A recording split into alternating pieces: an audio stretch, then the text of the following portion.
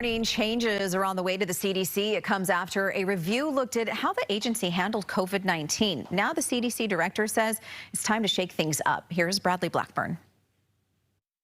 CDC Director Dr. Rochelle Walensky is ordering an internal reorganization over the agency's COVID-19 response. We need to have a special forces, if you will, to deploy during pandemic times. A report out Wednesday commissioned by Walensky found the CDC had become too rigid and bureaucratic to act quickly. It specifically cited its analysis of data, the sluggish release of information to the public, and its confusing and overwhelming COVID guidance. We learned some hard lessons over the last 3 years, and as part of that, it's my responsibility, it's the agency's responsibility to learn from those lessons and do better. The CDC's reset comes as the agency works to contain another major public health crisis, monkeypox. The virus has been declared a global health emergency, with more than 35,000 cases now identified in 92 countries since the start of the year. The next pandemic is around the corner. If it's not a pandemic, it's going to be another disaster. Dr. Rita Berg specializes in public health responses to disasters at USC's Keck School of Medicine. The emphasis on communication, the emphasis on timeliness, on collaboration, that is going to be the focus moving forward, and I think